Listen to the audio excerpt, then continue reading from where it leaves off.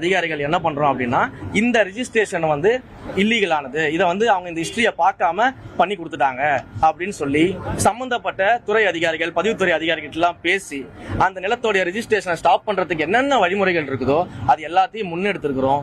கோர்ட்ல இது சம்பந்தமான வழக்கு இருக்குது. இன்றைக்கு அந்த வழக்கு வந்து விசாரணைக்கு வந்துச்சு. விசாரணைக்கு வரும்பொழுது HRNCயும் வந்து ஒரு பார்ட்டியாக அவங்க அட்மிட் பண்ணியிருக்கிறாங்க. நாளைக்கு மறுபடியும் இந்த கோர்ட்ல கேஸ் வருது. அப்ப இந்த லேண்டை நம்ம திரும்ப வந்து ரிட்ரைவ் பண்ண போறோம் அப்படின்றதுல எந்த விதமான சந்தேகமும் யாருக்கும் இங்க தேவை கிடையாது.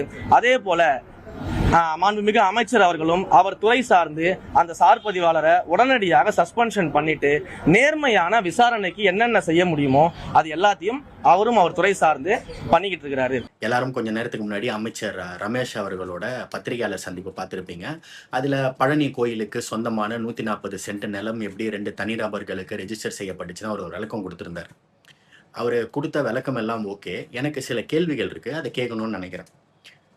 சட்டத்துக்கு புறம்பான இந்த மாதிரி ஒரு செயலை பண்றதுக்கு கொடைக்கானல் ரெஜிஸ்டர் ஆஃபீஸ்ல இருந்து ஒரே ஒரு நாளைக்கு ஒரு சர்பதிவாளரை டிரான்ஸ்ஃபர் பண்ண ஆர்டர் போட்ட மாஸ்டர் மைண்ட் யார்? ஒன்று. ரெண்டாவது, அந்த லேண்ட் ஆல்ரெடி டிஸ்பியூட்ல இருந்த லேண்டு முந்தைய ஆட்சியில திமுக போய் தான் அந்த லேண்டை மீட்டுது. ஸோ அப்படின்னா அது லோக்கல்ல இருக்க எல்லாருக்கும் தெரியும், அந்த ரெஜிஸ்டர் ஆஃபீஸ்ல இருக்க எல்லாருக்கும் தெரியும். ஸோ டெம்பரவரியா வந்த ஒரு சர்பதிவாளர் வந்து கையெழுத்து போட்டா ஒரு சூப்பர்விஷனே இல்லாம ரெஜிஸ்ட்ரேஷன் பண்ணிட முடியுமா? மூணாவது, கோயில் சார்பா யாராவது வந்து சைன் பண்ணியோ அப்ரூவ் பண்ணாம இந்த டீடு எப்படி, இந்த சேல் எப்படி கம்ப்ளீட் ஆகும்? அப்படின்னா கோயில் நிர்வாகத்துல இருந்து வந்தவங்க யாரு?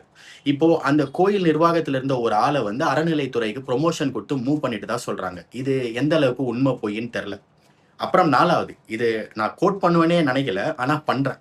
மாரிதாஸ் அவர்கள் என்ன சொல்றாருன்னா, கோயில் சம்பந்தமான விஷயங்களுக்கும் நிலம் சம்பந்தமான விஷயங்களுக்கும் நிர்வாகத்துக்கு இருக்கு IAS ஒரே ஆளு அப்படின்றாரு.